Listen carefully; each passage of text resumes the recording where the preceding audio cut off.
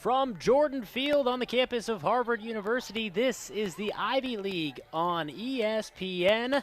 Today, it's a non-conference matchup between crosstown rivals. It's the Harvard Crimson, and the Boston University Terriers here from Cambridge. Alongside Luis Sanchez, my name's Craig White. It's great to be here. And Luis, it's a matchup here this afternoon between a couple of teams who don't score a bunch of goals, but Harvard's a very good defensive unit, and they really have their focuses on this weekend when they've got a chance to get to the Ivy League tournament. BU will not be participating in the Patriot League tournament. It's really a late season kind of awkward non-conference game hanging out here in the middle of the week. What are your expectations for this one? Yeah, absolutely. You talked about both teams trying to play for something for Boston University. They're looking for an opportunity to kind of play spoiler here at the end of the season. They'll try to take on American after this game against Harvard. Before Harvard, top four teams make the Ivy League tournament. They haven't made it since 2017, 4-1 in the Ivy League tournament. There is a big matchup coming up against Brown, so hopefully they don't have their eyes set on that matchup. Against the Bears, they have to take care of business here against the Terriers of Boston University. Harvard's coming in at 5-7 overall, 3-3 in the Ivy League. BU's at 2-13 in the overall and 1-7 in the Patriot League. It's a Patriot League that's been pretty tough this year. Obviously, Loyola and Navy have dominated it in the past couple of years. How about Jen Adams? Hasn't lost a Patriot League game at the helm for Loyola there in the conference. But Boston University, we talked about it, they had a big win against Bucknell coming off of that win on the road, 11-10 in that final. Harvard coming back as well in a big series this past week. They had that loss against Princeton, but picked up a win against Columbia. So two teams that, again, are trying to right the ship here at the end of the season, make a push for the final playoff spots in their respective conferences. It should be exciting, especially when it's a rival between two crosstown teams. Yeah, you mentioned the game on Saturday for the Crimson against Princeton. A 14-9 loss to the number 12 ranked Tigers. Game that was tied at halftime. Lead 8-7 after three quarters. Eventually really just sort of fell apart in the fourth quarter. Kind of been the story this year. A lot of close games for the Crimson. You see a couple of wins in their favor, but that 10-9 loss to Cornell. They lost 13-12 to Yale, and they were in these matchups. They just have to finish, and they haven't been able to do so far this year. They'll try to finish here, though. This is, as you talked about, two defensive teams, two teams that give up a lot of goals, so they'll play a lot of defense here.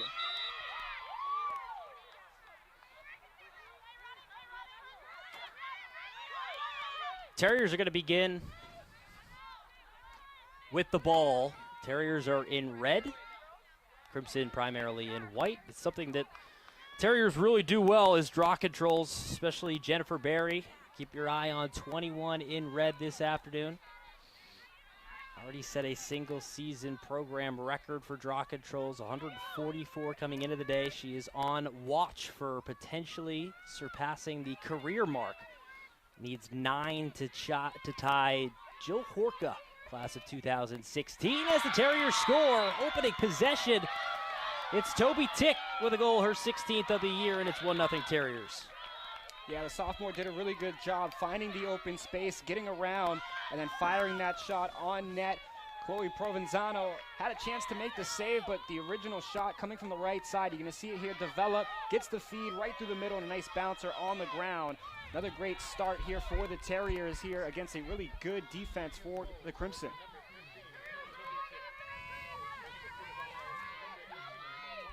Terriers have not had good starts this season. It's really troubled them, plagued them throughout the year.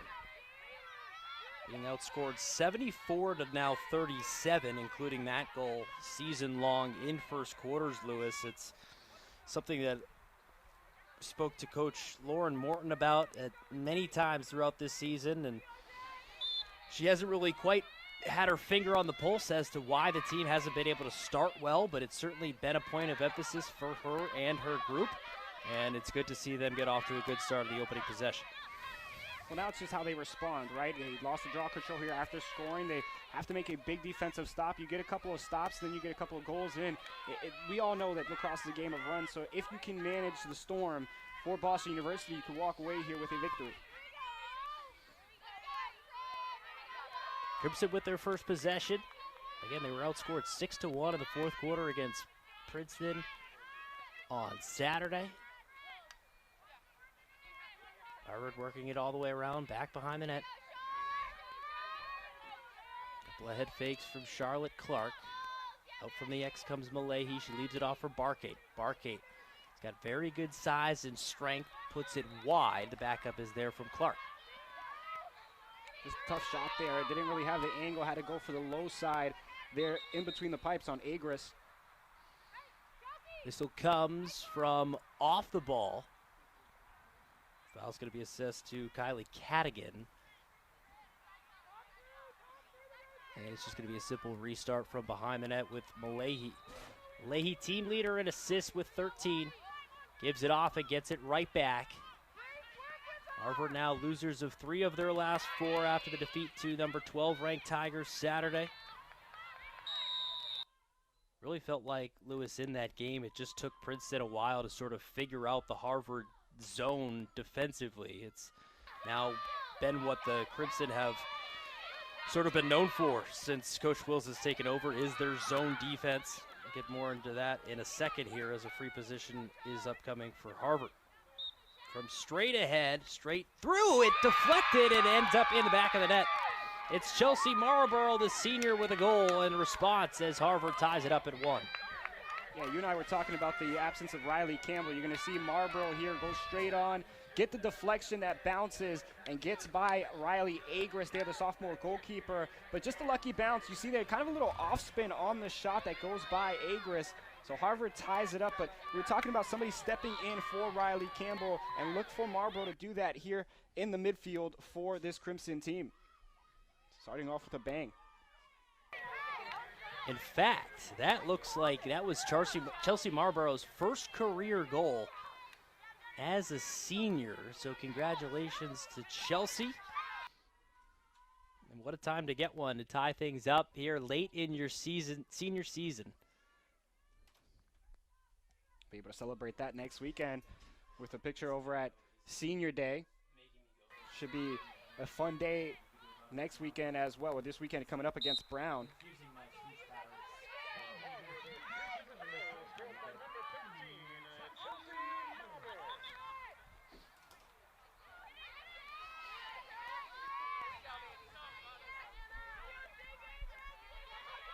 Terriers trying to get to the middle of the field. Swatted away there by Maddie Spate, who came up with a ground ball, but there was a foul, so Harvard will re-get possession. Final week of the season for both teams. Final week of the regular season, at least for both teams. No playoffs upcoming for the Terriers. So we get a stoppage at a conference here by the near side referees. 2-13 overall for BU, 1-7 in the Patriot League. It was just some confusion about the resetting or lack thereof of the shot clock is what that appeared to be. And we shall now play on. Harvard, as we touched on briefly, still with a shot to get into the Ivy League tournament, sitting at 3-3 in the conference. Cornell and Brown also at 3-3.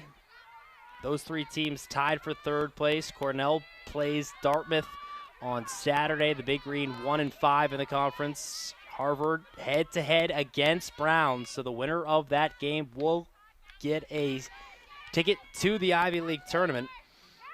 And it looks like winning you're in, losing you're out. So this is basically a tune-up and a touch-up game for the Crimson, because they still have a chance at the postseason, and BU, frankly, they're kind of playing out the string here.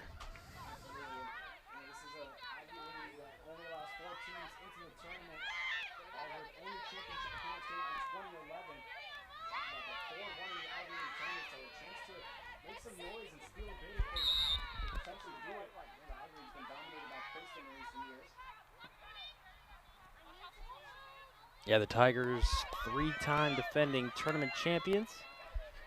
But you got to think, if Harvard makes it into that tournament, they have this ability to build off of the last time they played. You talked about that 9-8-7 lead against Princeton that they had. they just couldn't finish that game in the fourth quarter. So trying to maybe potentially get into the tournament, steal that first round game, and make it into the championship, depending on who it's there. You never know what can happen in the Ivy League tournament. Yeah, Princeton and Yale both standing atop the conference. I guess Yale technically at 6-0, half game better than Princeton as it stands right now, but Tigers will make up that game midweek against Columbia. I believe that game's tomorrow. And then those teams will go at it Saturday, basically for the outright regular season championship. Spate with the entry pass, underhand scoop shot by Isaacson this wide. Restart with 5 seconds to shoot on the clock for the Terriers. High pass to the middle, shot gets in on Provenzano. She rejected it, and the Crimson come away.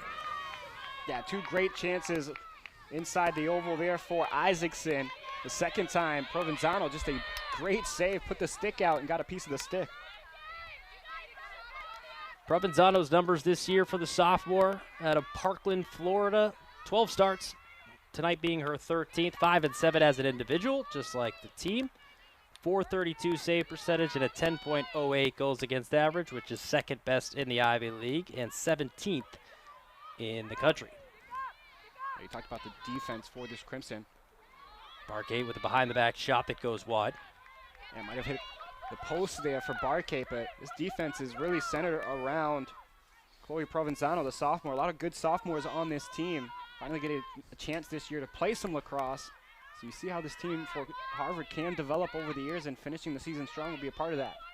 Yeah, both teams very young. Both teams trying to get things situated after having a lot of injuries this year. That's Barkate with a finish, with a turn and score, and Harvard's got their first lead at 2-1. Yeah, good turnaround from Barkate. We saw her the first time she got the ball, try to do a little shimmy shake off the defender. There she successfully creates the space and then finds the shot past Riley Agris. So good movement there. That's what Harvard's going to need to do, use their size advantage inside that oval to create the mismatch and find the open space. So after the Terriers got the scoring started, it's been 2 straight from Harvard. The BU team had a real tough beginning to the schedule. Lewis, they lost 11 straight to begin the year. Mentioned a minute ago, it's a young team. Both teams very young. Some key injuries for the Terriers, especially early on, but they have definitely improved here as of late. You talked about some of the recent results coming off of that 11-10 overtime win at Bucknell, the first win in the Patriot League. Things to build off of here. Terriers did rally from a 3-goal second half deficit to get the win against the Bison. Had a win against Merrimack, played Lehigh very well, mixed in there as well. Yeah, you have a couple of ranked opponents on your schedule. You start off in the second game of the year, play the #1 team in Boston College and your rivals. And then you have a couple of great teams in the Patriot League with Loyola and Navy, so it's never an easy schedule, whether it's in conference or in the non-conference for BU, but I love that they challenge themselves, and Lauren Morton has did a good job finding the right opponents, especially the local ones.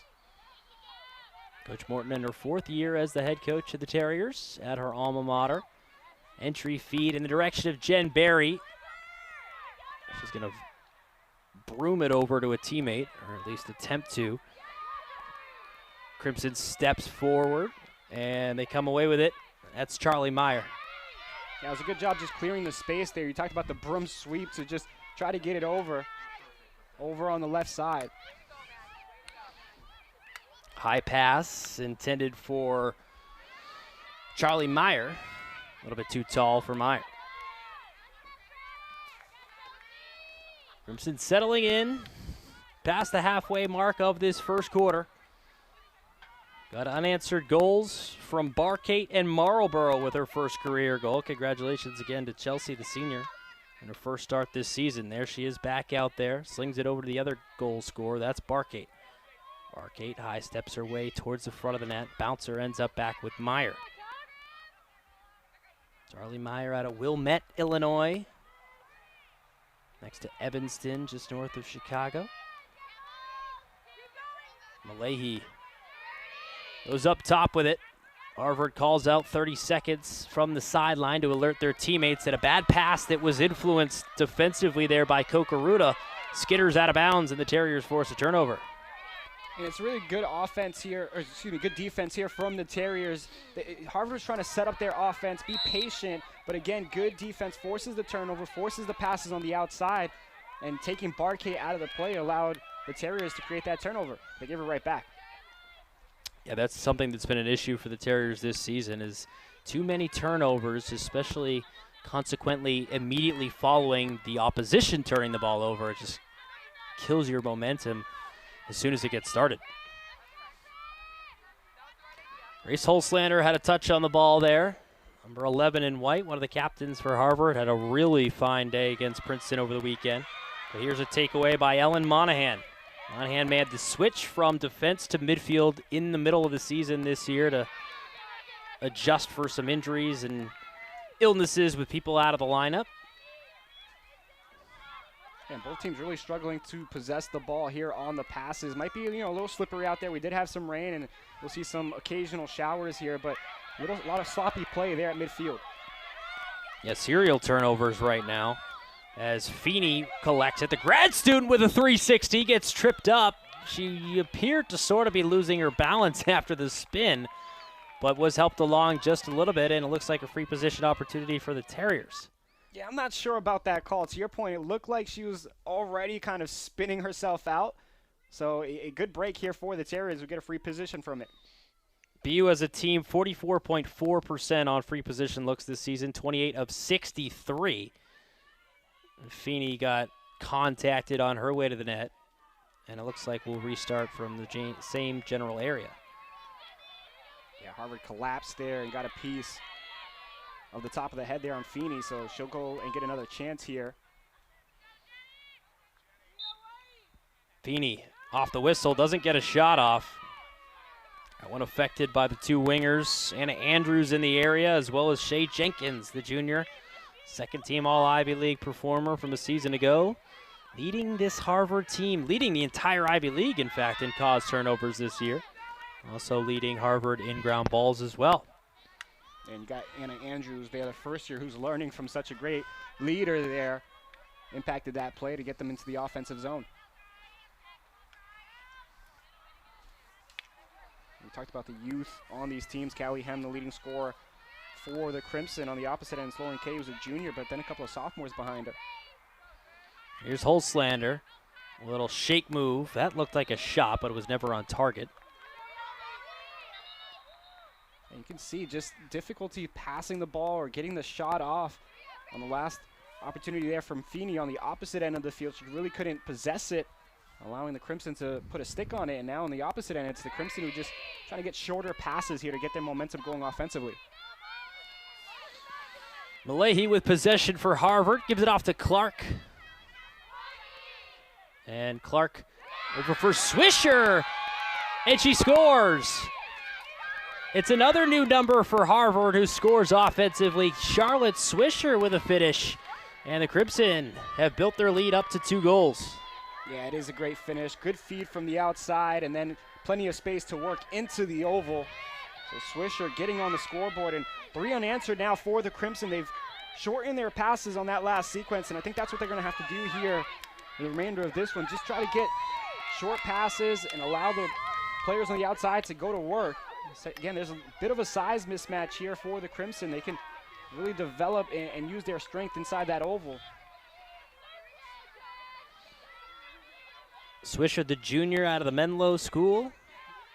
Somewhat of an athletics powerhouse out there in the Bay Area. Portola Valley. Was the captain during her time in high school. Also played some tennis. Comes from a Harvard family. Brother Jack is here. Mother Jocelyn graduated as well. How about these players? We were talking about the absence of Campbell. Now 2 players with their first career goals in this game for the Crimson. Swisher, just her second start this year. And it was the first start for Chelsea Marlborough, the first start for Maggie McCarthy. And these are all upperclassmen technically. Junior with her first career goal and a senior with her first career goal, and Harvard threatening for more.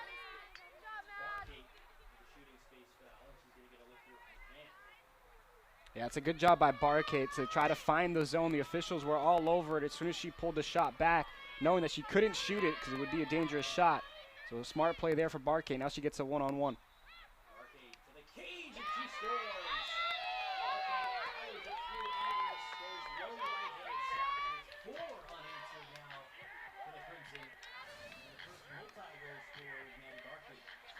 Yeah, again, great movement here.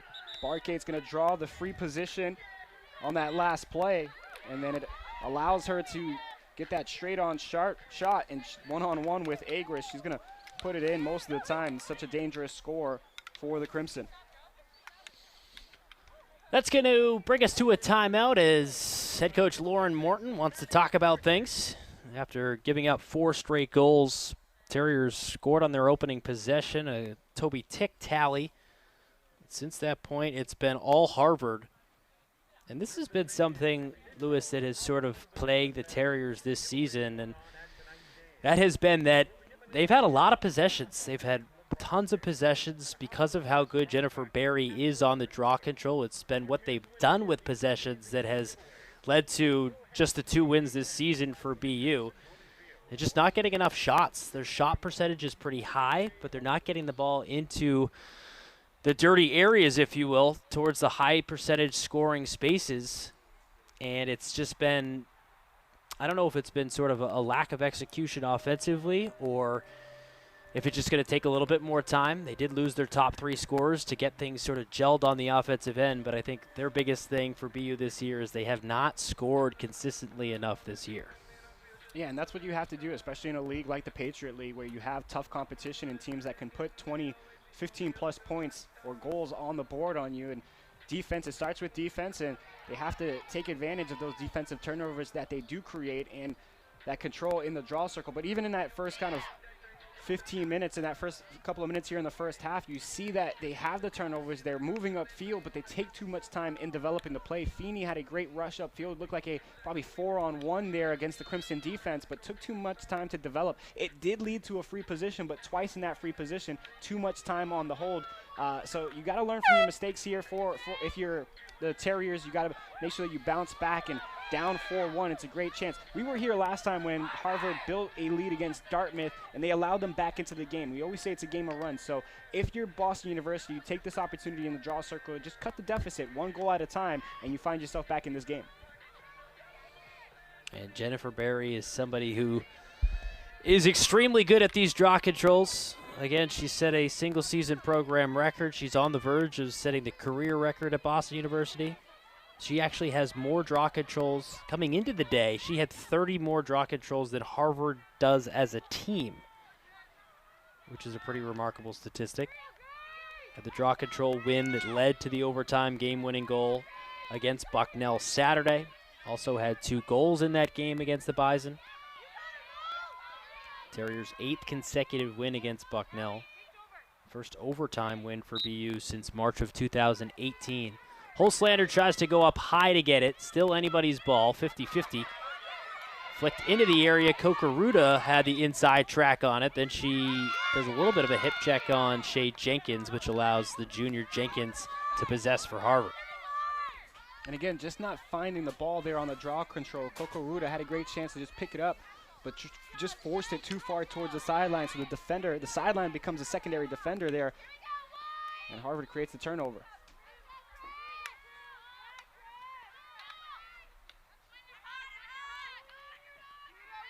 Barkate with it here. So Harvard using this opportunity to get some fresh faces out there, fresh faces who have scored their first career goal. Still wanting to really be rolling, get back in the winning column, if you will, prior to this game against Brown on Saturday. They want to be playing as good a lacrosse as they can, as they did play for 3 quarters against Princeton this past Saturday, because, again, they still have a chance at the Ivy League tournament. That obviously is their goal at this point in the season. Yeah, big game against Brown, as you talked about. Basically a win and get in there. With a loss to Cornell, you get a chance here to pass Brown with the head-to-head tiebreaker. Here's Claire Gola with the entry pass. Jen Berry came back for the help. Monahan had a touch. Terriers going to work it around behind the net. It's been slow starts. It's really plagued the Terriers this season. Had a quick opening minute, got a goal, but have since surrendered the next 4. Here's Maddie Spate, the star freshman for BU. She's 24 in red. Monahan from Columbus, Ohio, gave it off for Berry. Berry, low feed for Spate, who doesn't watch it into the cradle. That one skitters out of bounds. And there's an unforced turnover against BU. That's really good disciplined defense there for the Crimson. That zone defense moved along. They couldn't find the open pass inside the zone. And then the missed pass on the near side, another turnover there. So it just shows you how good this defense for the Crimson can be. Once they play their positions in that defensive zone, it causes havoc on the offensive opponent. Harvard setting up shop down to our right in the final minute of this opening quarter. Thanks again for being with us here on the Ivy League on ESPN. Luis Sanchez is to my right. My name's Craig White. Thanks for being with us. And there's Charlotte Clark behind the net. There's a feed for Holslander, the quick stick goal. Clark to Holslander to the net, and it's 5-1 Harvard. That's a great job by Charlotte Clark to kind of readjust the play. She was trying to go to the left side here and then realizes it's not open on the good defense by the Terriers. Gets Holslander to cut across the open slot. Good one-time feed in front. And Harvard just dominating here in the first quarter. Great offensive sequence on that last play. Holslander picks up her 12th goal this season, coming off of back-to-back 4-point games.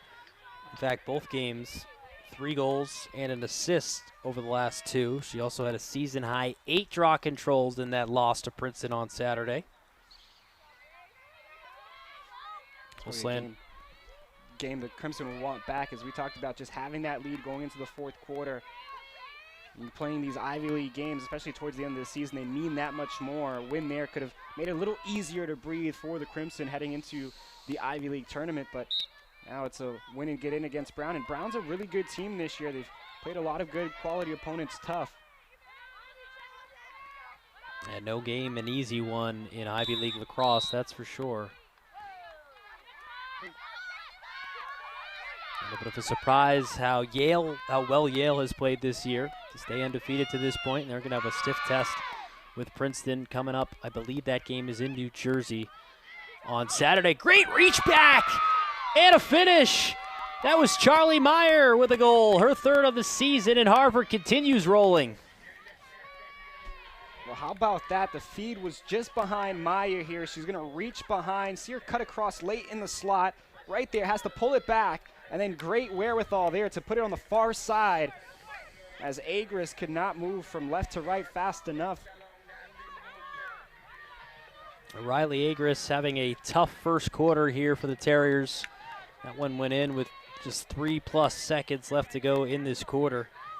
Agris is coming off of a fine performance at a career high 16 saves in her first career win against Bucknell on Saturday. It was a season low 10 goals against for the Terriers, but so far given up 6 here in the first quarter. Yeah, she had a great game, gave up a couple of early leads, but offense came and bailed her out, and she did a great job in that 3rd and 4th quarter to keep Bucknell in check, obviously winning in overtime. Terriers got the first goal, but then surrendered 6 straight to the Crimson, who enjoy a 5-goal lead as we hit the break. We'll be back to Cambridge after this on the Ivy League on ESPN.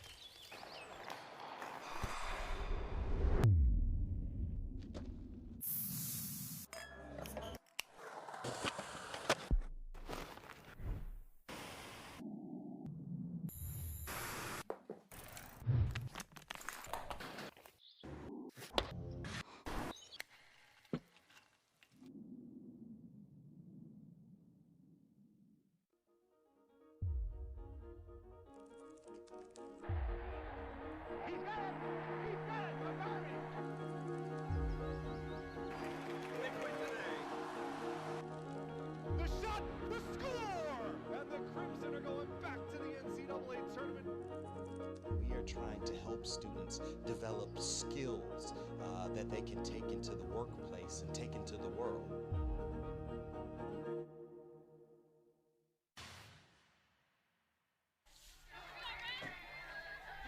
Harvard fans, just want to remind you that we're calling all dog parents. Bring your dog to Harvard's Bark at the Park event on Saturday, April 30th.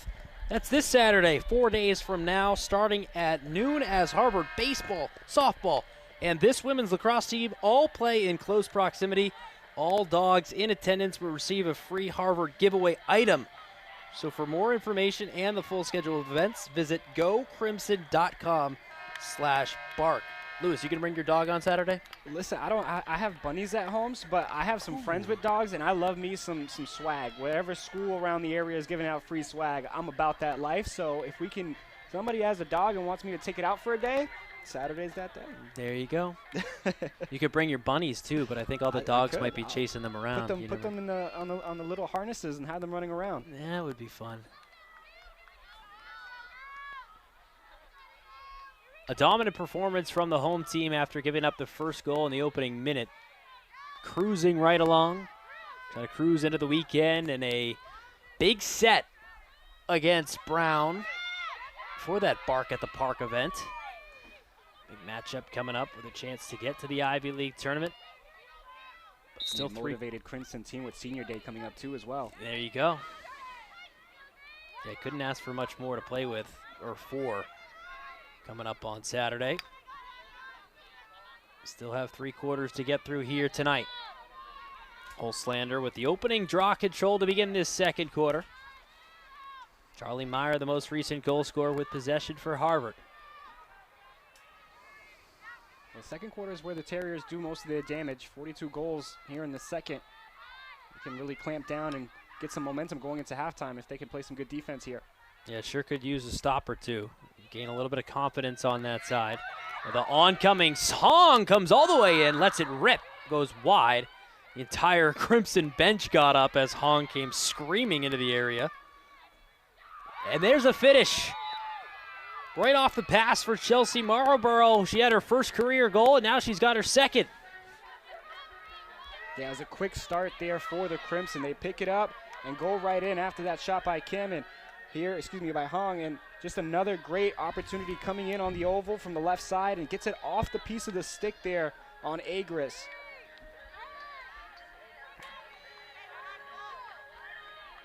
Chelsea Marlborough from Long Island went to Mattatuck Catchog, I believe that's how that's pronounced, high school. Forgive me, Islanders, if that was butchered.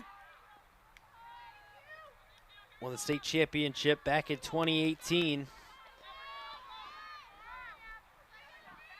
Got her team rolling right now in the rain here in Cambridge. I really like this for Devin Wills, just getting her younger players out there, getting them an opportunity to get some playing time, and especially with the big game coming up, and next year some of these players are going to be playing a lot more significant minutes.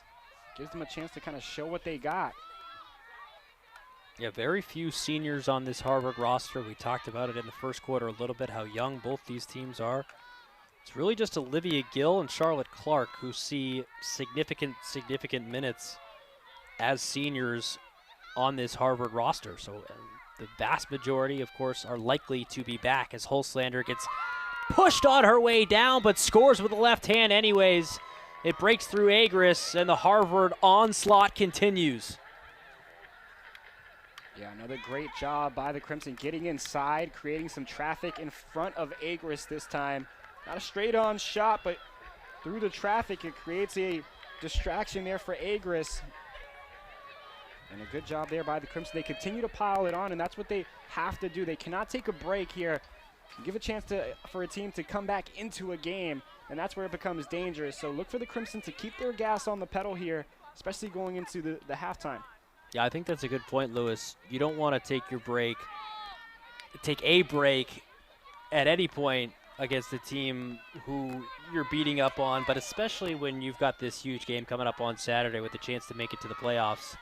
It's one of these kinds of games where if this continues like it does, it can be sort of an opportunity for teams to fall into bad habits, excuse me, but that's what I feel like Harvard should be specifically trying to avoid, is bad habits in this game if it continues to sort of get away from BU.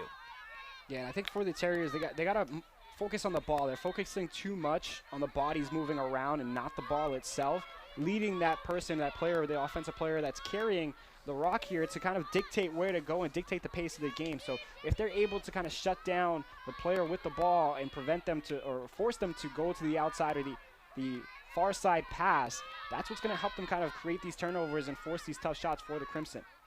Here's Hem, 17 in white, gonna take it and scores, top corner.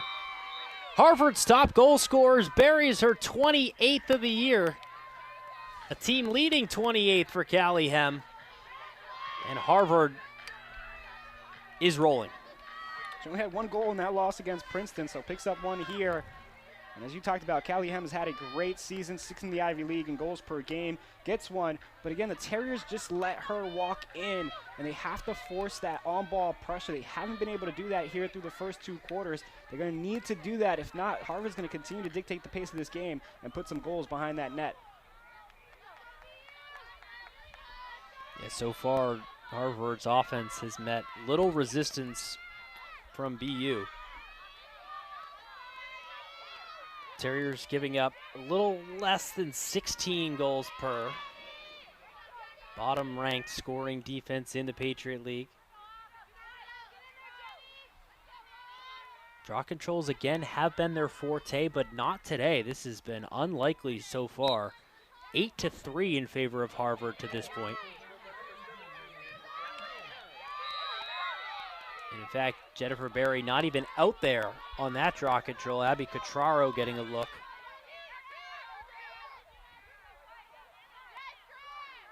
Rolling rock towards the sideline. Works its way out of bounds. And the team in white will possess there with about 12.5 to play here in the opening half. First goal on the board was BU's. It was Toby Tick, the sophomore, with her 16th of the year, and since then, Lewis, it's been 9 straight for Harvard. And just the Terriers shooting themselves in the foot here in the first half. They get turnovers, but then they give it right back. They haven't been able to sustain pressure in the offensive zone. It's kind of one and done for BU. They'll get a chance here on this turnover to take it back downfield and try to get some momentum. Yeah, got to be careful with the ball here. Take care of the ball. That was another thing that Coach Morton has talked about throughout this season, is she's been employing her team to take better care of the ball, as this one almost gets away. Nearly rolls away a second time from Hannah Tillier.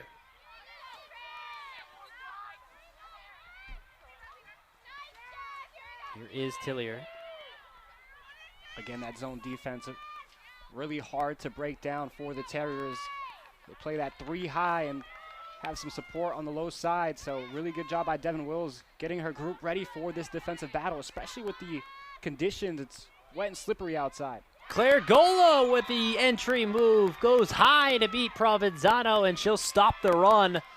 That's Gola's 14th of the year to get BU back on the scoreboard. Yeah, great job here to just break down the defense, cut right through 2 defenders, find that open space. The help side D didn't come over there for the Crimson, so good job just firing that shot on before it did by Provenzano. And a little knuckle shot there, went over the stick and into the corner.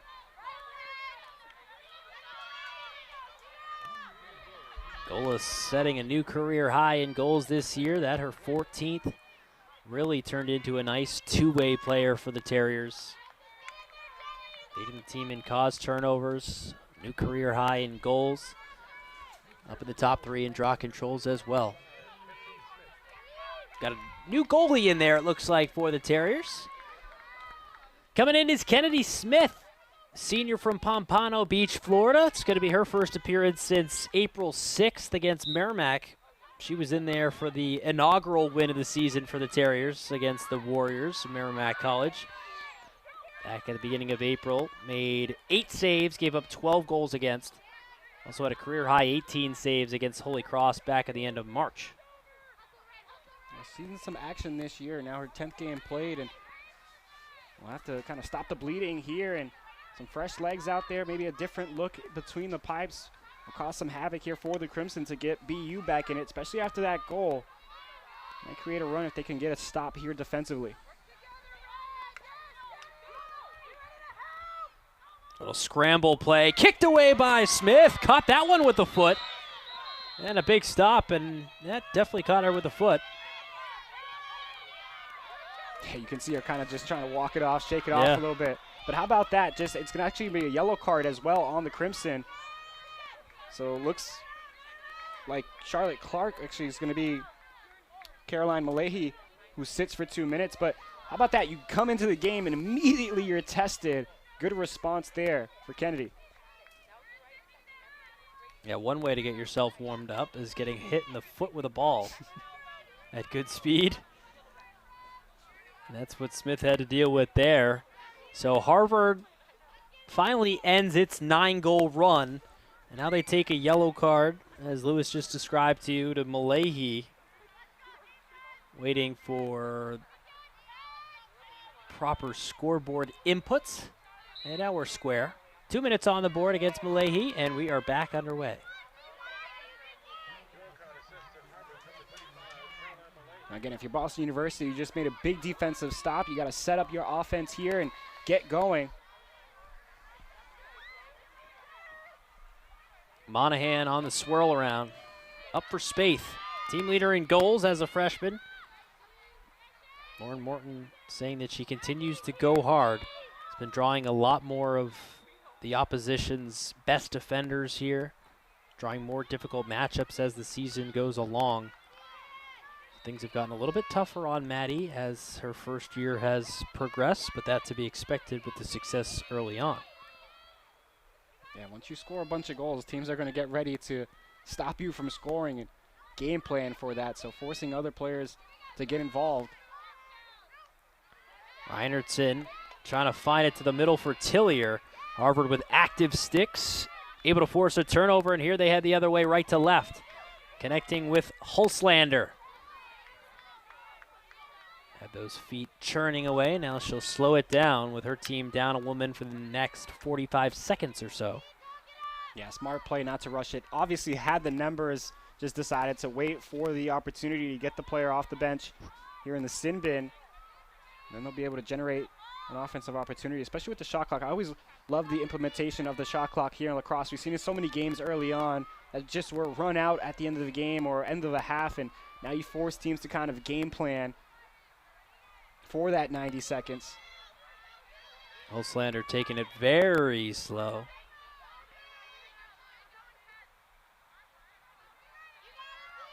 Everybody's going to get soggy out there in the rain by the time Harvard picks this thing back up. Final 3 seconds, 2-1, and now we're back to even strength.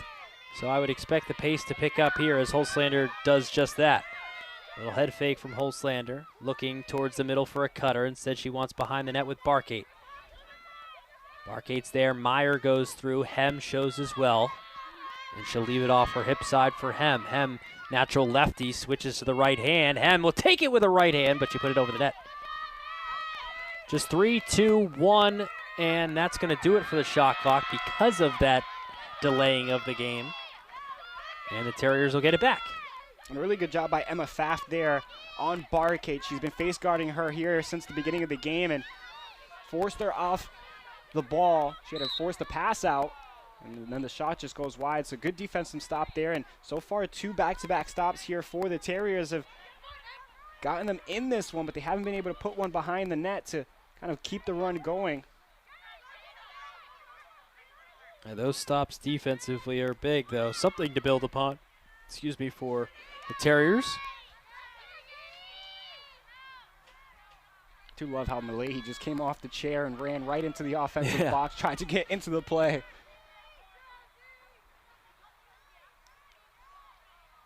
Maybe this is somewhat of a cathartic moment for some of the Terriers who were here in 2020. This was the last game that BU played prior to the shutdown.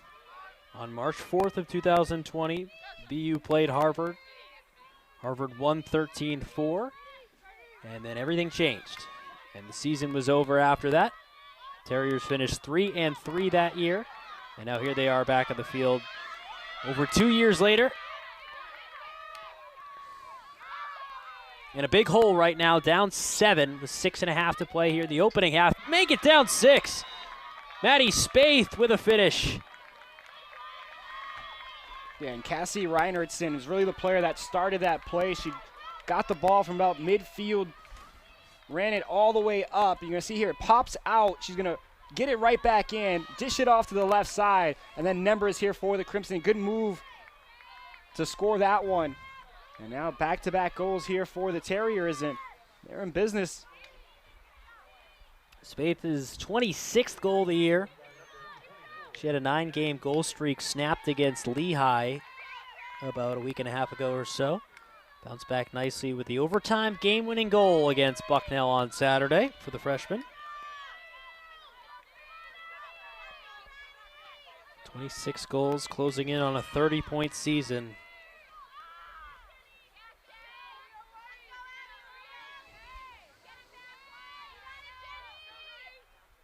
Yeah, she's done a great job this year just finding the back of the net, breaking down defenses.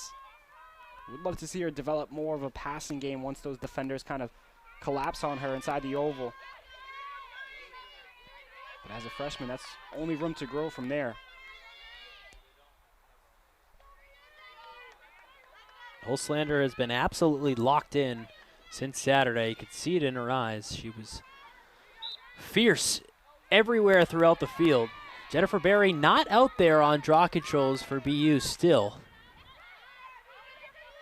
So hoping to witness history with Berry, but it doesn't seem like that's going to happen tonight. We'll have to wait and see as Spaeth shows off her speed. 1 against 5, the whole team.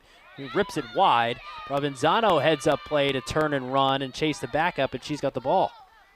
Yeah, great job there by Spate to just pick it up and run in. She had the numbers, just fired it just wide. But Provenzano did a good job kind of forcing herself outside, making her presence bigger on Maddie Spate. Charlotte Clark comes back to support.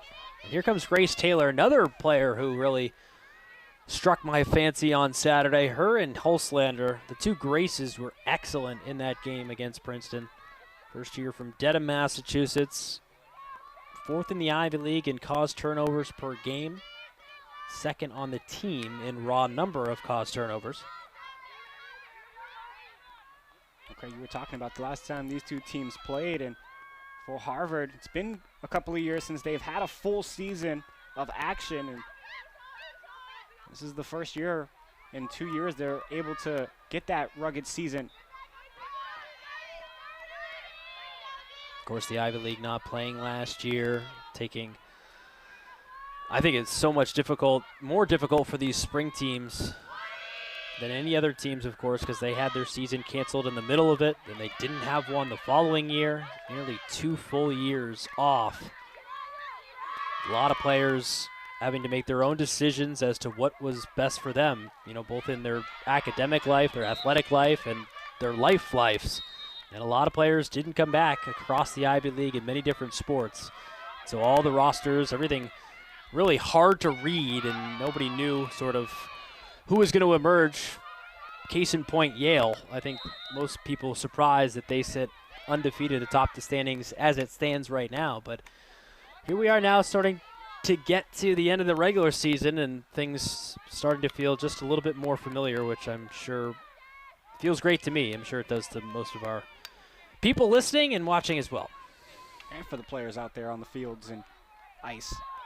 Look at that move. Little head fake and then a reach around from Malahi to score. And Harvard zimmed to double digits. It's 10-3. Yeah, good job for the Crimson. Building off of that save on the opposite end from Provenzano. And a good feed all the way down. Nice fake shot to draw Smith outside the circle.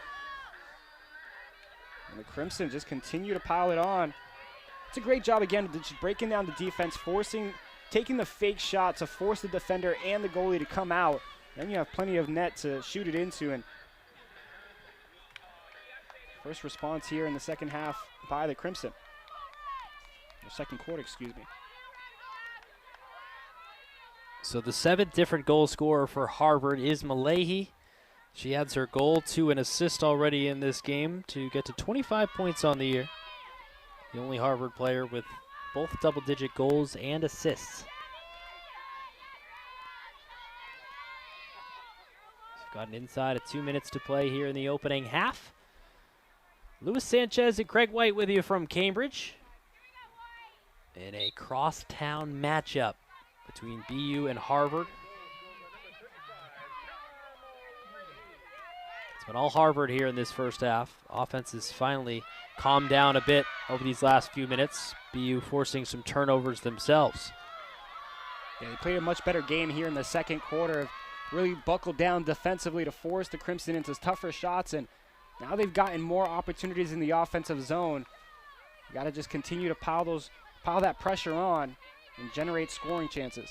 Yeah, taking better care of the ball for sure, not turning it over in the midfield, and actually being able to set up and force Harvard to play defense, frankly, has definitely been improvement in this second quarter. Reinertsen. Go ahead, Lewis. I think you're spending so much time looking at the zone in the first quarter that you kind of get shocked, right? You got to figure out where to go, and you look eyes-wise to develop a play, but in the second quarter, you really see them kind of breaking it down, whether it's cutting through two defenders or finding that open pass through the middle. So Terriers did a really good job from after going down 9-1 to make those adjustments. Even Kennedy Smith between the pipes has made some big saves to keep this one close. Harvard trying to extend it further. Lead is 7 as it stands now.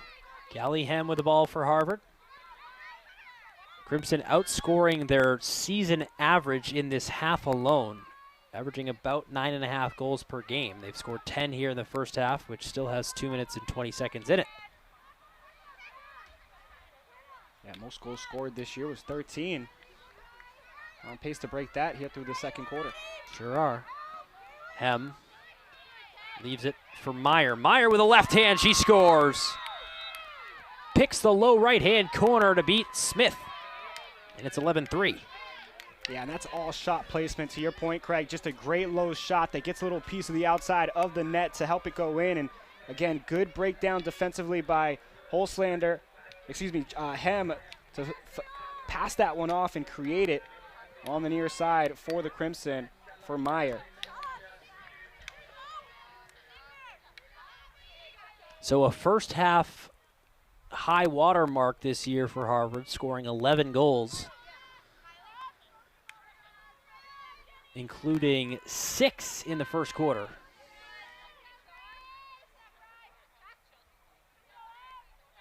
It's been really good offense for the Crimson. They've broken down the defense. They've found the open player. It's unselfish play throughout the team. We saw a couple of first-year players or even a senior from Marlboro get her first career goal. And it's just because of the unselfish play. They're looking around and finding the openness. Well, without Jennifer Berry out there, Harvard continuing to roll on these draw controls. Holslander has been in a mode over this last week. These last 2 games, she's been absolutely zoned in. Harvard can take this clock way down if they choose to do so. Only about 30-plus seconds between the 2 clocks prior to the end of the half. Yeah, and you and I were talking about how the draw circle is going to be the most important part here today for the Terriers, and getting outwon there 12-4. That's where it all starts. It starts in the draw control circle. Yeah, that's been completely a characteristic of how the Terriers have played this season. That's really been their shining beacon, has been the draw controls. Jennifer Berry specifically, but it's a 3-woman unit for sure.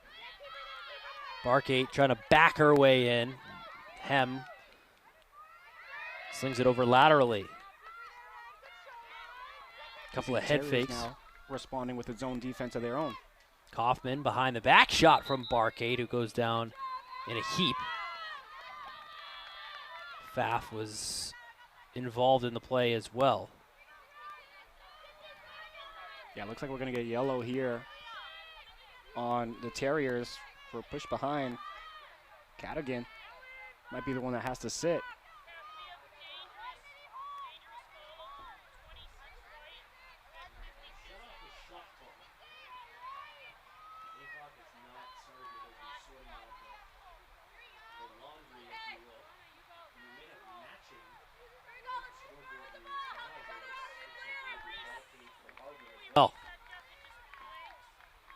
Yeah, Cadigan and Barcade collided over there on the far side to the left of Kennedy Smith.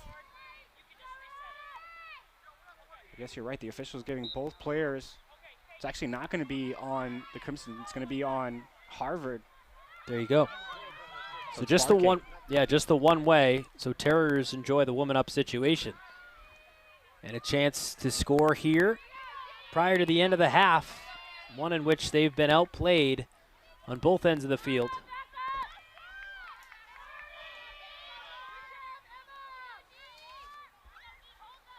Here's Lauren Kay out there, 18 in red, haven't called her name much, leading point scorer and assist leader. Kay gets it again up top, switches to the left hand, probing for answers. Isaacson scores! Isaacson to Claire Gola, her second of the game. And the Terriers get a woman up goal. It's 11-4. Yeah, good patience here by Isaacson to just wait, see the play develop, wait for the defense to commit, then the open space again. Good job taking advantage of it by Gola. But again, that's what the Terriers needed to do in the first quarter, just kind of be patient, wait for the zone to show itself so that you could break it down offensively. And here in the second quarter, the Terriers have done a much better job generating those scoring opportunities and taking advantage of them. That one with 9.4 left. It's something that Princeton did as the game went along on Saturday, especially in that fourth quarter. They came out and scored the first 6 goals of that quarter. Harvard did get one prior to the end of the game, but that was sort of garbage time at that point. Perhaps BU could have a little bit more luck after the coaches have some time to break things down at halftime, break this zone defense down. It's been good holding the Terriers to just 4 goals in the opening 30 minutes. Harvard sets a season-high first half goal mark with 11. They lead by 7 here as we hit the break. We're going to step aside from Cambridge. We'll be back with the third quarter in a moment after this on the Ivy League on ESPN.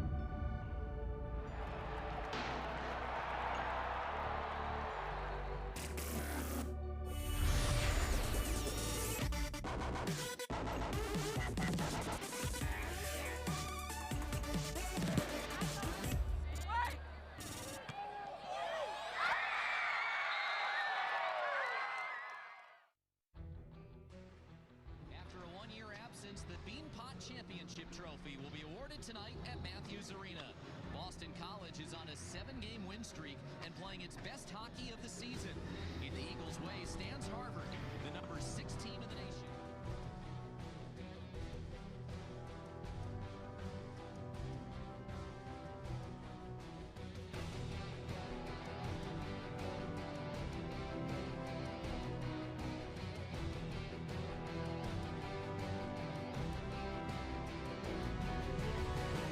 I want to remind you something. I want to set the table here, okay? We know what we want. They know what they want. What's the difference going to be? All of you. Della Rovere puts one on net and scores. Chance on the doorstep, score. Hook shot save made by Dustin Biani. Takes the shot and scores. Della Rovere scores. And she puts Harvard back on top. There's a deflection and a score. Boston College, for the 4th time, has tied this game. Unreal. This has been absolutely ridiculous, Alex. What a game that we have here tonight.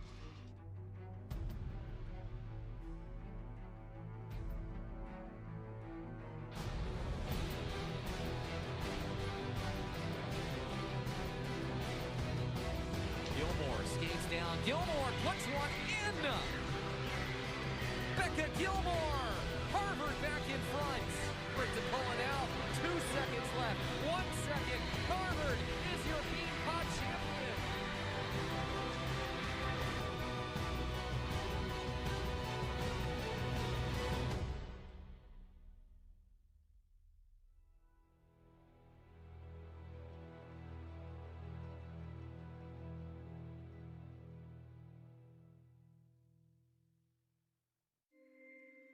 Mars. The fourth planet from the Sun, named after the Roman god of war, its surface has been the subject of research and imagination alike.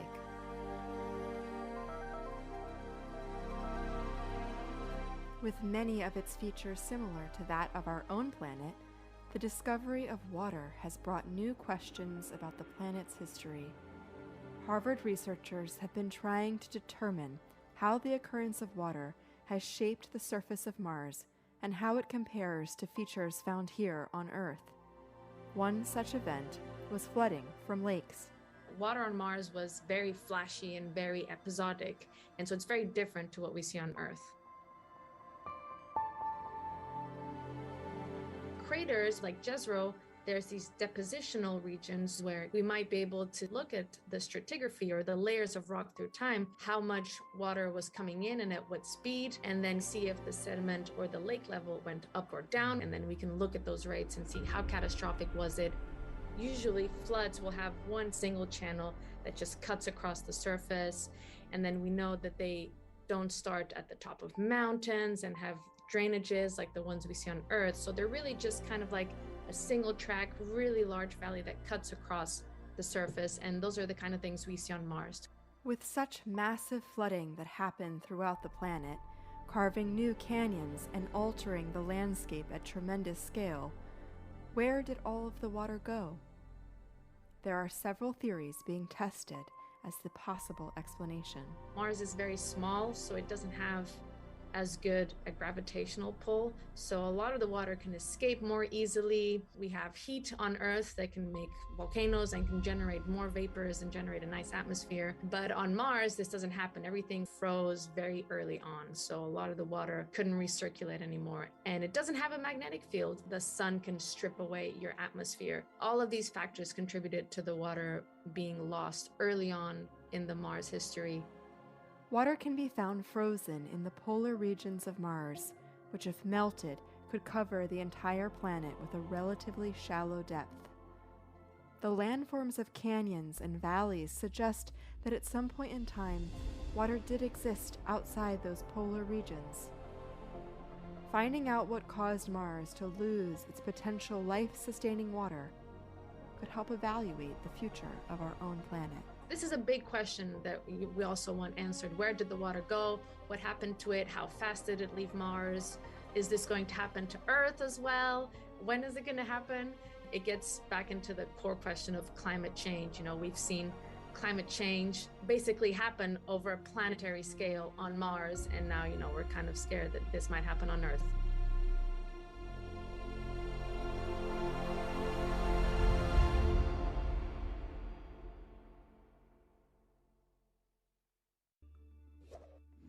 It isn't an accident that college campuses are diverse in every dimension. Encountering different types of people helps prepare students for a diverse society and workforce. In a 2003 survey of medical school students, only 50% said they had contact with people outside of their own race before attending their undergraduate institution.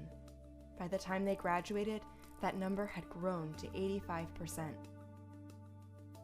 Those students reported an improvement in their ability to relate to and understand the cultural experiences and values of the patients they will be treating. For more than 40 years, the U.S. Supreme Court has recognized that colleges and universities can pursue a student body that is diverse in many ways, including race. As a result, many university and college campuses are places where students can expand their horizons and benefit from a vibrant, diverse learning community where people from all walks of life share ideas and learn from each other. But this system hangs in the balance. In 2014, a lawsuit against Harvard challenged its consideration of race as one factor among many in its undergraduate admissions process. Although federal district and appeals courts have ruled in Harvard's favor, the case is now going to the U.S. Supreme Court, where it could threaten access to higher education for millions of young people.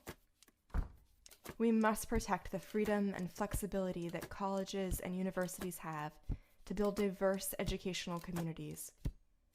It is critical that they are allowed to create opportunities for students from all backgrounds to come together and learn, for the students, for their futures, and for society.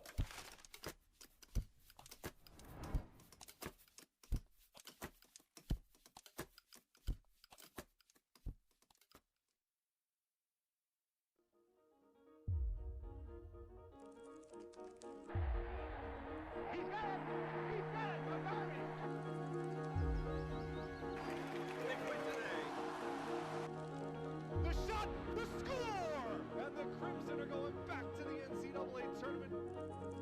We are trying to help students develop skills that they can take into the workplace and take into the world.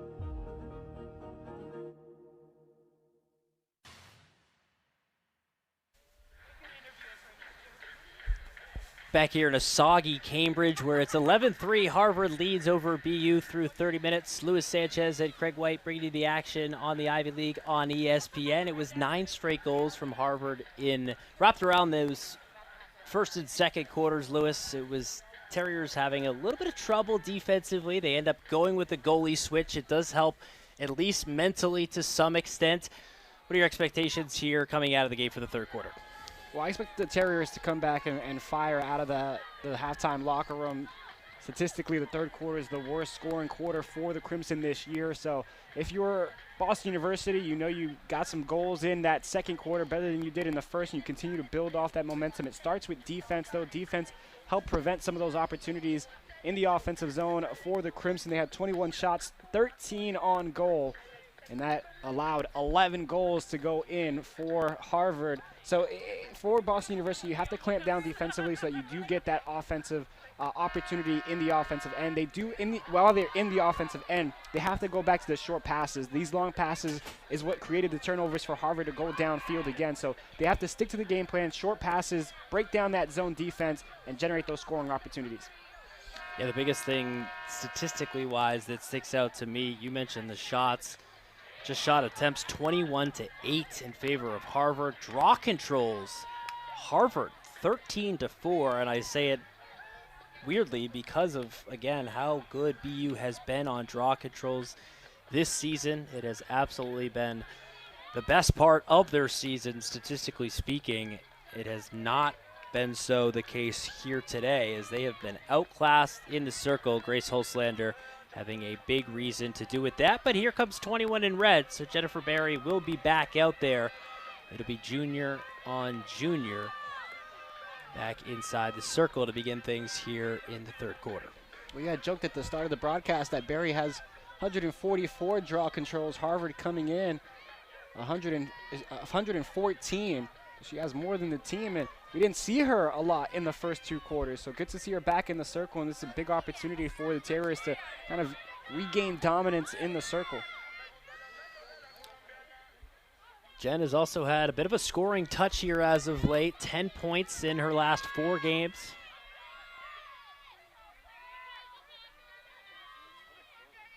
Calculated 2 draw controls in the first half, so Barry up to 146 on the year. Patriot League record is 153 for a given season. So she's an opportunity to beat that record as well as the career record for the Terriers, which is only a matter of time in my opinion. Harvard has the opening possession here of the third quarter and a 7-goal lead. It was as large as 8 at both 9-1 and 11-3. As Callie Hem with the low release, that one never between the pipes. Backed up easily, though, by Charlotte Clark, who's in the vicinity. A little bit of a different look there for the Crimson to take the shot from the outside. Good job by Hem to wait for the offensive players to kind of draw the defense out of the way and take that shot, but just off target. Crimson going to work it over for Charlie Meyer at a New Trier High School. Won the Illinois State Championship in 2019, and the Crimson score in the opening tally here of this third quarter. And the lead back out to as large as it's been, which is 8 goals. Yeah, Meredith Langmuir getting there, the junior, finding that far shot. You're going to see here it develop. A great pass by Charlie Meyer is going to create this opportunity right there on the left side. Good cut to create the space, and then a great shot on the far side to finish it. It's really been the story for the Crimson, just breaking down the defense, being patient. I'd like to see it on the opposite end for the Terriers, but so far it's been a clinic for Harvard.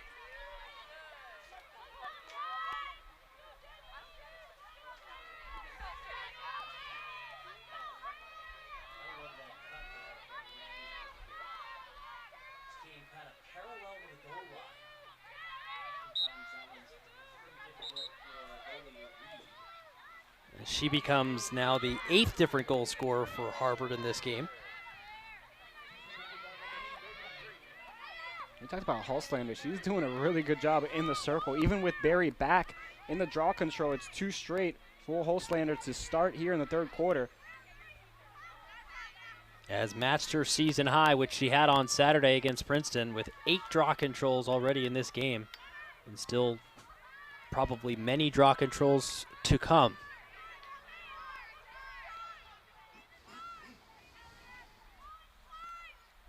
Malahi had a touch. Clark has the ball for Harvard. Hem shows. Hulslander gets it. Hulslander sidesteps her way towards the right avenue. Gives down low for Malahi. Comes right out in front and slam dunk. Caroline Malahi with her 2nd goal of the game, and Harvard wasting no time here in the opening 2 minutes of this second half.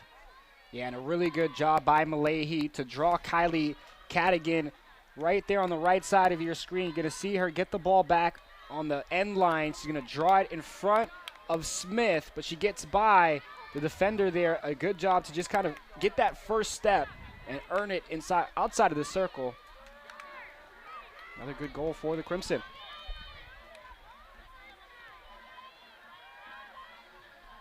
So Jennifer Berry has returned to the circle, but it's been Grace Hulslander who's had the opening 2 draw controls of this second half.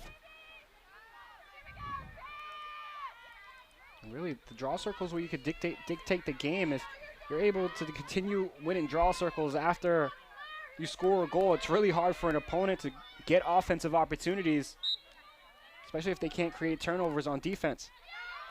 And a 3rd straight draw control by the home team in this half. This is the game plan here in the second half for the Crimson. Just space it out, wait till about 60 seconds on the shot clock, and get your offense going. Harvard has now won BU has won 4 draw control. Harvard has won 15. That is right around, call it 25% to round off if it was 16.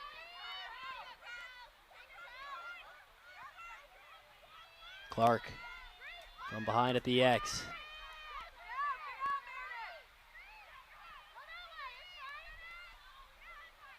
You can see the Crimson just being patient, killing some time here, waiting for the offense to break down that zone defense that the Terriers fell into. Little underhand scoop shot by Hulslander. That's Smith who's in the area, makes a save. 38th career appearance for Kennedy Smith. Senior, the veteran of the 2 main goalies for the Terriers. Over the Harvard H at midfield comes Captain Riley Kokaruda, the leader on defense for BU. First offensive opportunity here in the third quarter for the Terriers. Will be good to see them kind of break down this zone defense and get one back on the board. Played so well there in the second quarter. Spaeth plays it along for Lauren Kay. Kay's going to give it back to Spaeth. Behind the net is Tegan Lucchese. And Spaeth gets it again. Lucchese's had a nice run here as of late. 10 points in her last 5 games. Monahan starts forward, or check that. That was Kaylin Isaacson, who's coming off of a hat trick against Bucknell. Coach Morton specifically pointed out, giving her credit on that game, said she had a great game, her first career 3-goal game. Isaacson off that right-hand side, goes behind the net. Good triangle passing sequence from BU, ends up out of the stick of Claire Gola, though, and Harvard's going to come away. And I do like that. I know the Terriers didn't score there, but they took the shot clock within 10 seconds. They tried to find the right opportunities. They didn't force the passes. That's what they have to do going back offensively. Swisher down the chute, and she scores! Charlotte Swisher's second of the game. And Harvard leads by 10. Well, second start on the season. Now you have Dos goals. Good move by Swisher to just get this pass and look straight ahead. Know that she's going to go in on net, fire the shot as soon as she gets into that secondary oval. And back on the scoreboard here today. It's been dominating performance for this offense. They took a turnover and took it all the way downfield and scored it.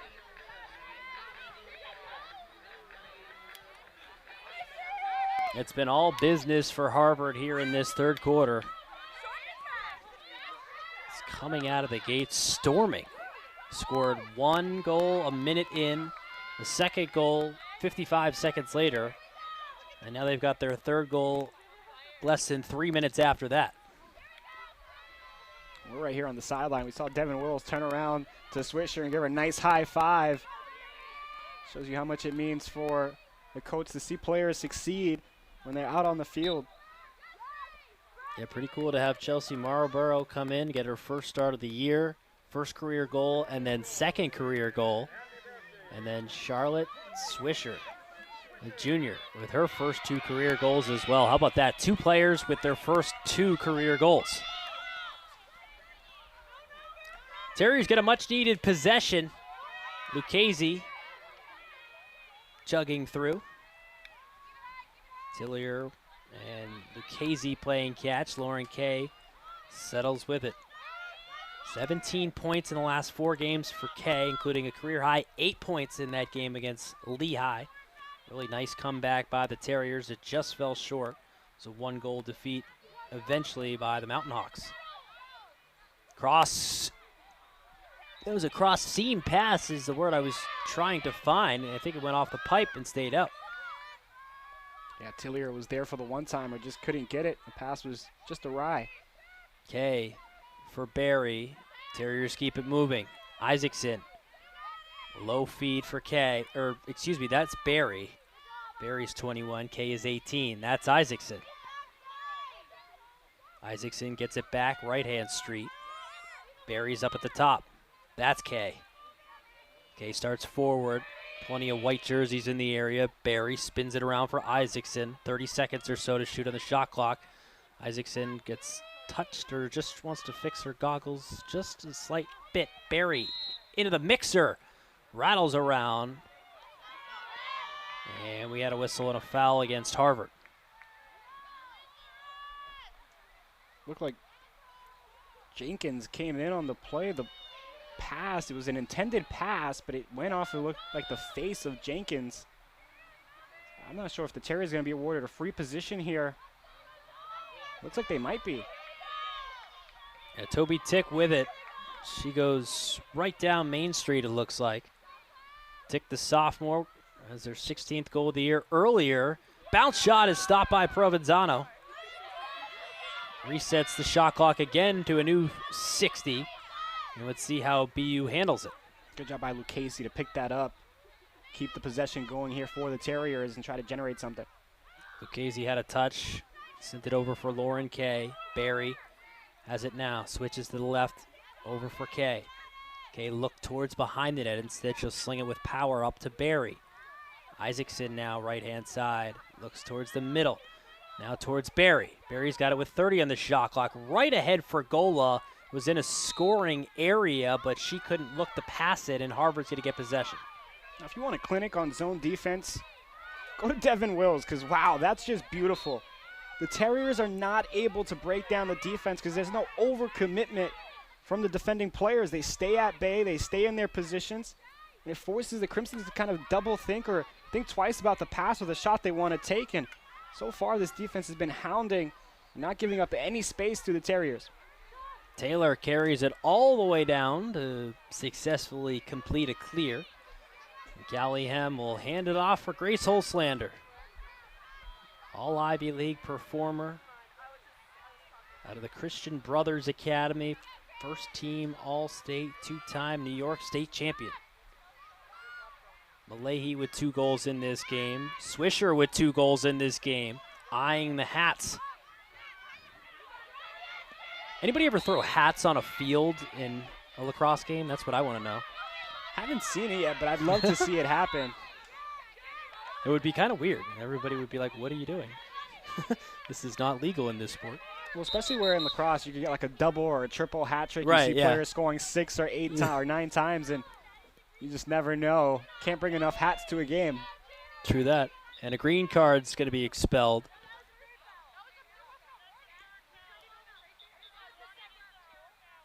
Meyer comes off. I think it went against her. Devin Wills trying to assess the situation as well.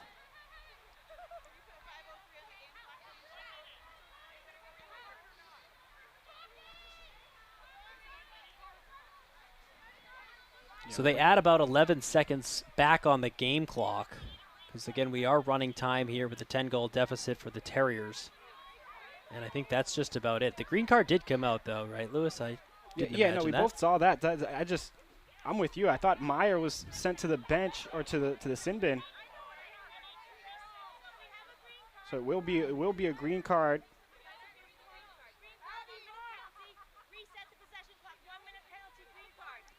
So possession should reset with that green card. So yeah, the full 90 back on the clock for the Terriers to work with.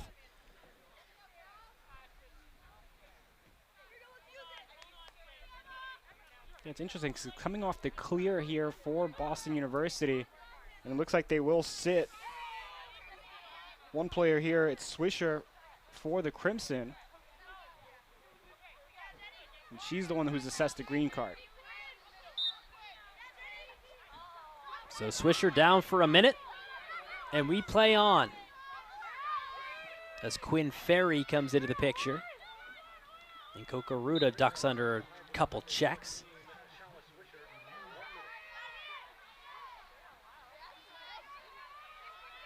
Terriers have scored woman up in this game. Gonna move it around. Tick gets a touch. Kay as well. Lucchese, long pass in the clutches of Claire Gola. Tick, along for Kay. Kay look towards the middle. Tick slings it along further. Isaacson shows. Rainbow pass for Kay. Kay steps to the middle. A line drive pass for Barry. Came in and out of her stick, and Harvard's going to have a chance at it. They will off the whistle. Again, that just shows you that sequence right there. Shows you how difficult it is to break down this defense for the Crimson. Active sticks, active bodies. You can't find the lane. It's really hard. Hong shoots it too high. The backup was there by Harvard. Second time today we've seen her kind of cut through the seam and get a good high shot. This time she stayed on her feet to fire that one, though. Yeah, you can tell she wants one. Been coming strong in transition. Haven't seen much transition offense in this game. Harvard hasn't needed it. When a couple of your teammates come in, get their first start or second start on the season, they score some goals, you want to get in on the action too. Yeah, absolutely. Swisher had nowhere to go with it. Kokoruta takes a tumble. Mad scramble. There's about 8 players, maybe definitely more than that, 12. And finally, Harvard comes away. Holslander.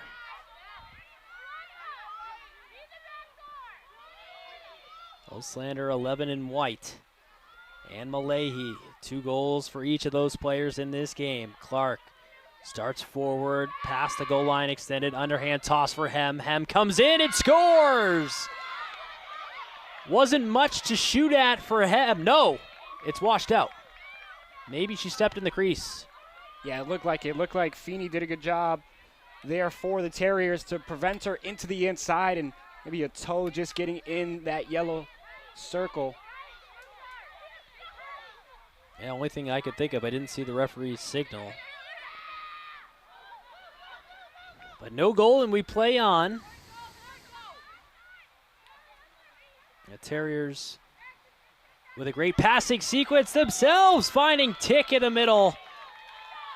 A nifty quick stick from Toby Tick scores her second goal of the game. And the clock stops with 2:07 to go in the quarter. Yeah, great breakdown there defensively for the Terriers to find Tick coming through the middle. Puts a nice little finesse shot there on Provenzano. Bouncer gets by. And the first goal here in the third quarter for Boston University. Maybe that can get something going here for the Terriers. Second of the game for Toby. Had 4 goals in that loss to Lehigh 10 days ago or so. On an 8-game point streak now. Coach Lauren Morton saying she wanted Toby to find her confidence and her rhythm a little bit more consistently. And she's been pretty consistent in this game with 2 goals.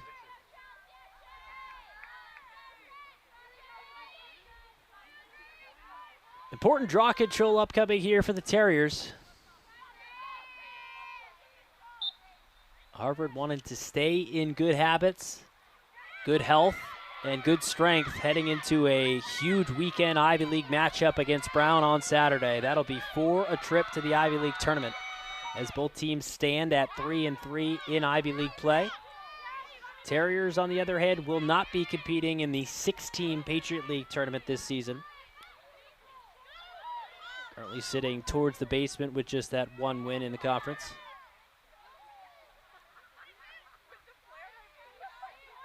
So Harvard trying to stay fresh and healthy for Saturday with that huge game lined up with the Bears. Terriers will finish out their season at home as well. That'll be Friday afternoon. They'll finish up against American University. Try to knock American down in the standings a little bit there before the playoffs in the Patriot League. Yeah, I believe the Eagles have a shot right there on the cutoff mark. So that's a huge game for American if they want to get into the Patriot League tournament. Terriers will try to play spoiler coming up on Friday night. Into the final minute of this quarter. Lauren Kay with it. Claire Gola and now Isaacson. Tick's in the middle. Kay shows. Pass finds her. Line drive pass. Isaacson ahead. Tillier with a shot. Going to go out of bounds. That one missed. The shot clock is ticking down and expires. And now a final possession for Harvard here in this third quarter. Hong was the intended target, but Gola took it away. Something she's done a lot this season. BU settles into form, but they only have 12 seconds to work with. Tillier to Isaacson. Isaacson right at the hip into the body there of Cotraro is a hard adjustment to make on the pass, and the third quarter is over. Terriers score the last goal of the quarter, but it's still a 9-goal deficit as we hit the break. We will bring you back for this fourth quarter after this, coming up on ESPN+. I love when families are able to come here and I can tell them they don't have to worry about paying for their care. They've got enough to worry about taking care of their sick child. Every single person that contributes is a part of that St. Jude family that makes that happen. Because of donors, we're giving families hope. Ticket Smarter is proud to support St. Jude Children's Research Hospital. $1 of every transaction will go directly to benefit St. Jude Children's Research Hospital. Visit ticketsmarter.com to learn how you can help today.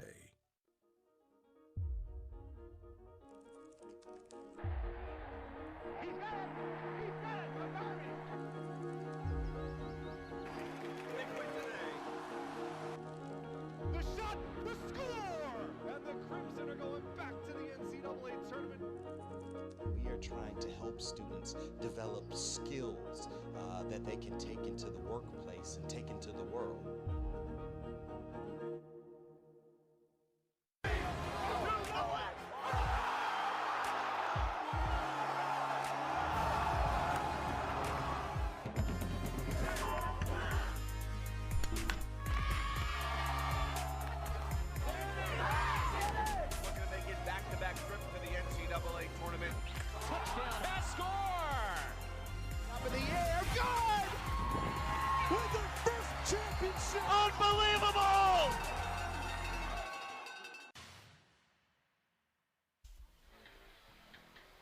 Calling all dog parents, bring your dog to Harvard's Bark at the Park event on Saturday, April 30th, starting at noon, as Harvard baseball, softball, and women's lacrosse all play in close proximity. All dogs in attendance will receive a free Harvard giveaway item. For more information and the full schedule of events, visit gocrimson.com/bark.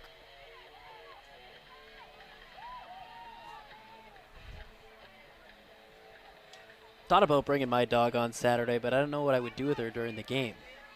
I'm still trying to figure out a way to bring her and call a game without her going crazy. Well, especially with lacrosse, those balls are like their size, a little dog toy size. Yeah. So my concern would be how many dogs are going to try to jump over the fence and get in play. We're going to see an Air Bud for the lacrosse.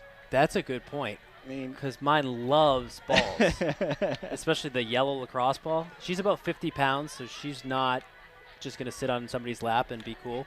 Very energetic. So well, I'll figure it out somehow. I'm not going to bring her. That's going to be the answer. Still 15 minutes of lacrosse to play here. It doesn't look all that pleasant out there. Thanks again for joining us from wherever you are on the Ivy League on ESPN. Terriers and Crimson with 15 minutes to go. Terriers try to get to their season finale Friday at home against American and Harvard, trying to stay fresh for Brown on Saturday with a trip to the Ivy League tournament on the line in that matchup with the Bears. And I would think that this is probably going to be status quo, same sort of plan for Harvard here in the fourth quarter. Lewis, do you see it the same way? Yeah, they have to. I mean, especially as you mentioned with a big game coming up this weekend, and you obviously don't want to get any injuries, force anything. I'd see a lot of young players for Devin Wills coming in here in the fourth quarter, try to get get their legs under them before that big game against Brown, because again, with the lead where it is now, 14-5 for the Crimson, just want to make sure you kind of handle business here and get to work against Brown after this game. Yeah, I think she's done a really good job sort of balancing, keeping a lot of the starters in there and showing some new faces. Again, she's got two players who each have their first 2 career goals in this game. That's good to see. Langmer came in the second half. She scored her first goal of the game, 4th of the season. So there have been some new names and numbers out there contributing. And as you just mentioned, I would expect that to only grow here as this fourth quarter proceeds. And on the opposite end, if you're Boston University, you want to take advantage of that kind of lax mindset, right? That, hey, we can just kind of play this out. Turnover here. Hems got a 1-on-0 against the goalie, and she scores. Harvard's top goal scorer all alone with an easy finish, her second of the game, and now she closes in on a 30-goal season. Yeah, it's really great defense there at the yellow line to create the turnover. Then it's just a 3-on-1. Getting back, Hem gets in all alone, and the help side D can't get there quick enough. And Hem has been fairly quiet today, but when you look at the offense for Harvard, a pair of multi-goal scorers, not really one person running away with the game or not really forcing the ball to one player. It's really been a great team effort here for the Crimson today. Yeah, 8 different goal scorers for Harvard. 7 of whom have 2 goals. That's great balance for sure. 29 goals for Hem. She's approaching that 30-goal mark. A lot of great scorers here in New England. Lacrosse, when you think about Boston College, BU, Harvard. Everybody's still looking up at the Eagles, at least in New England at this point. Primed to get back at least to the Final Four, you would expect. Well, you've seen the Eagles. They've also had some kryptonite this year. A couple of losses to Duke and North Carolina. Once you get into conference play, into tournament play, it really is. Anybody can beat anybody on any given day, especially in college lacrosse. Yeah, ACC on the women's side, so good. Ivy League. Think about, Craig, just kind of the mid-majors, too, that we think about, like Stony Brook and James Madison making runs to the Final Four. It's a sport where you really think, okay, these are the favorites, but you never know who's going to make it. Yeah, it's very true as Holslander throws this one in. And for Grace, that's a hat trick. That's her 3rd straight hat trick for Grace Holslander. And the junior continues to just get better as this season goes along. And it's everywhere on the field, right? We see her today in the draw circle really doing a great job earning those controls. See her offensively playing a vital role in this offense for the Crimson. And defensively, she might not stick out as a lot of the other players, but she does a lot of the nitty-gritty work. So Holslander is really growing into her own here in Cambridge, and it's fun to watch. Yeah, 10 draw controls for Grace tonight. 6 shots, 3 of which went in the net, 4 of which were on net. So the clock continues to spin with an 11-goal lead here for the home team.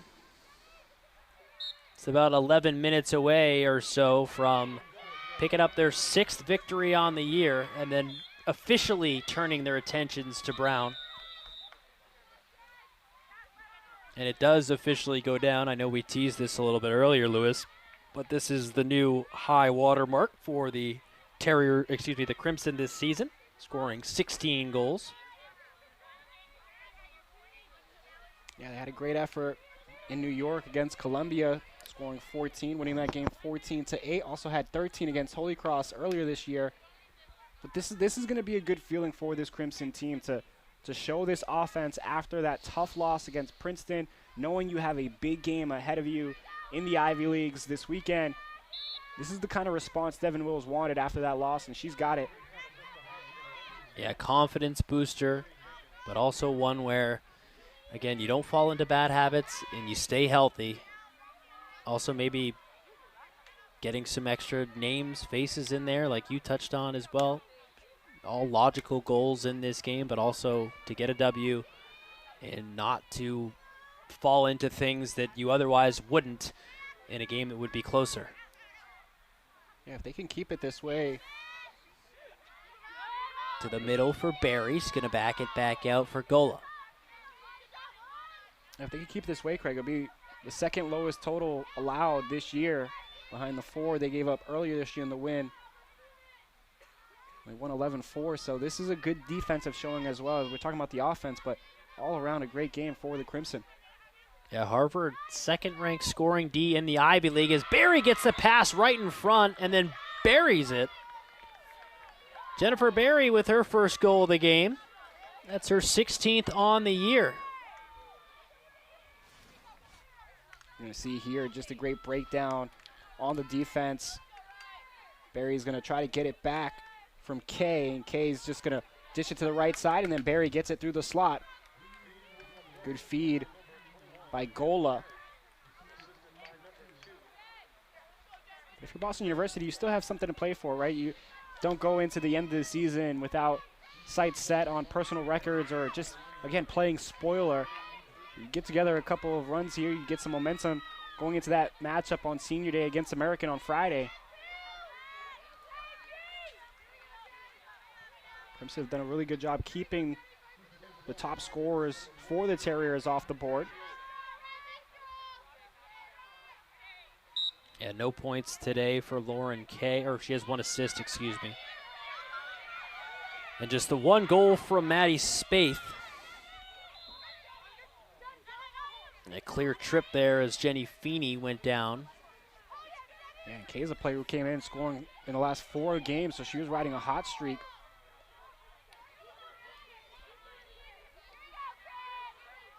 Talking about how good in net Agris has been, 4th in the Patriot League in saves per game, but Harvard came out shooting, and look at that stat right now. It's 29 shots, 19 of them on goal for the Crimson.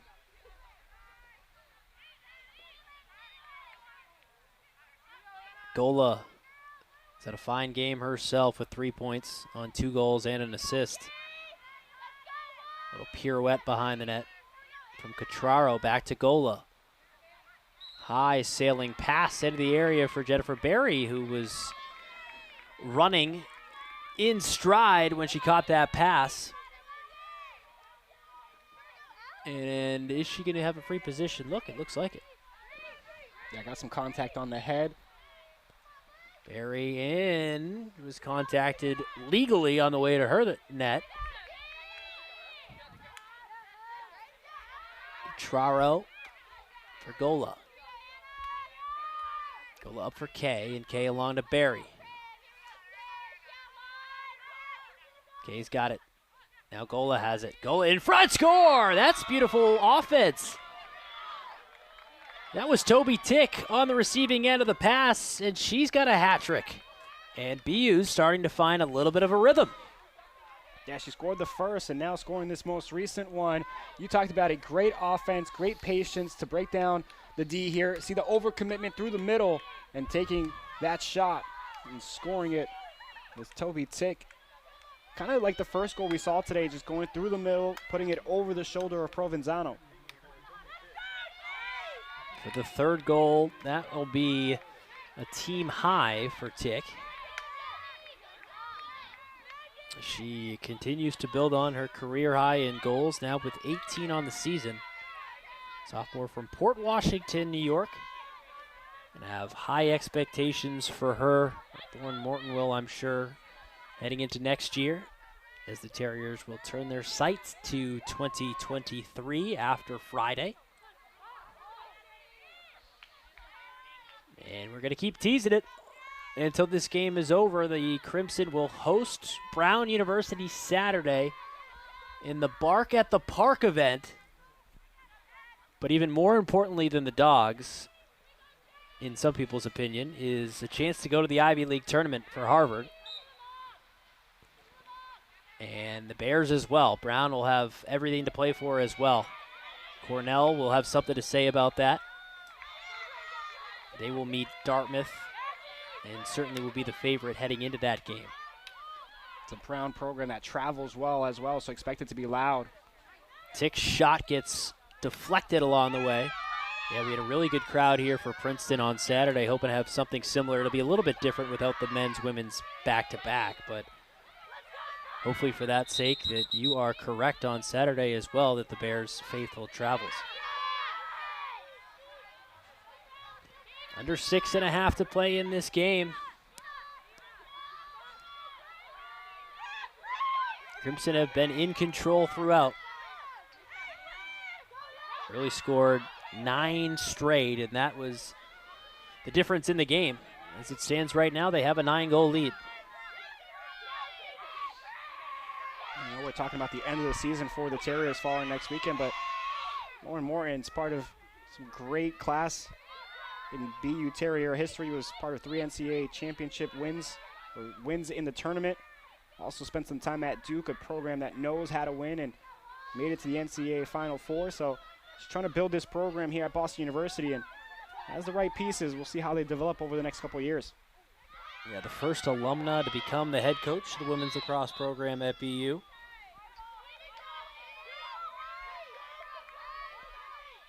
Both coaches hired back in 2018. And a one fewer season for Devin Wills because of the obvious situation with the Ivy League. I remember watching Devin Wills playing when I was in college, and then she was drafted for the United Women's Lacrosse League back in 2016, the 2nd overall pick. Covered that league for 2 years, and she was part of the first championship team for the Long Island Sounds, who upset the Boston Storm. That was a team with Kayla Traynor on it. A lot of great players for the Boston Storm. Yeah, Coach Wills, a great player at Dartmouth, 3-time All-American. Went to the national championship game in 2016, came up just short. A fantastic goalie, and getting her program in a position to succeed, especially defensively. The team has made leaps and bounds already in these 3 years or so under her tutelage, and again, having to deal with all the other mitigating circumstances around COVID and no season last year. Well, championship teams respond to adversity, and led by a coach that has had a lot of adversity in her life. Langmer scores. Off-balance shot from Meredith Langmer. Finds the twine, and the clock runs again with a 10-goal lead. It just shows you to finish that point with Coach Wills, it just shows you that she's one of those people that want to bring the game of lacrosse and put a footprint wherever she is. And She always talks about that loss in the national championship as a motivating factor into why she stayed in the sport and why she wants to continue to grow the sport. And how about this for Harvard? Every single player who has scored at least 2 goals now. Every goal scorer is a multi-goal scorer. All 8 of them for Harvard. 7 of which have 2, and Grace Holzlander has 3. Also 3-point days for Hem, Meyer, and Malahi as they each have assists. Yeah, it's been a distribution of wealth offensively for the Crimson.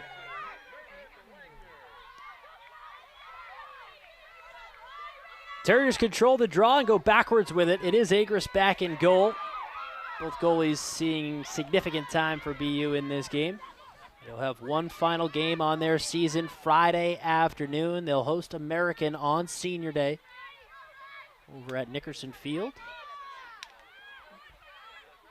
Lauren Kay right down the chute, rips it wide. This will be the most goals they've scored in a game since March 24th of 2019 when they beat Yale 18-8. Similar looking score line today. BU keeps the ball moving. Barry down for Tillier. Catraro had to extend to get that one. Fakes the pass and then makes a pass for Gola. Gola all the way cross field. Barry to Kay. Kay starts it forward. Gives it off to the side for Gola, and a foul is drawn. It looked like Kay drew the contact going in. It's going to be a free position here on the near side.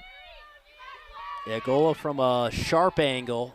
I think she's technically off the fan.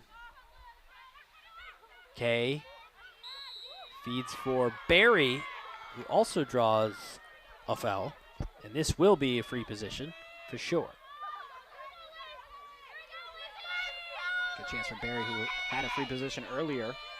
Missed just wide. Barry in and scores. Barry with a 2-goal day. And it's 17-8. Now if you're Harvard, you win this draw control, you can kill out the time here in the remainder of the fourth quarter. If you're Boston University, you can get some more momentum in the offensive zone.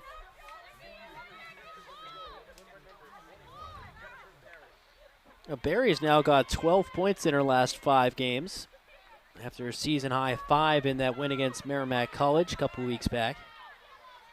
So although it wasn't the day that I expected it might be with Jennifer Barry and her draw controls, she does have a nice day with a couple goals. 3 draw controls today puts her up to 147 for the year. So she's 6 shy of the Patriot League record with 1 game to go. And that will put her still 3 shy. Still 6 shy of tying Jill Horka for the career record at BU. So there will be multiple record watch on Friday for Barry. Both the Patriot League record and the career BU record. We got a yellow card here. Assessed to Harvard's Charlotte Swisher. So BU will potentially finish this game a woman up. Yeah, Swisher just ran into Barry after she won the draw control, so drew the foul there inside the circle. Pfaff being triple teamed. Terriers get fouled. Not a lot of space to work with as Harvard is trying to force a turnover here. Maybe a little situational lacrosse going on.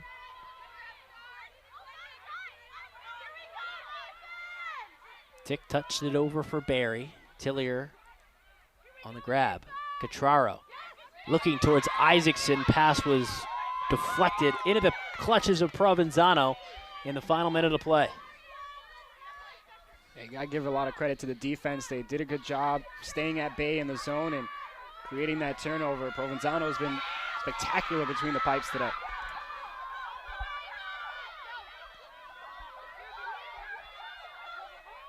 Harvard's running off the final 20 so seconds in this game. They've got a bunch of new numbers out there as the Crimson looking for more first-time goal scorers. You can hear the sideline erupting as each new player gets a touch.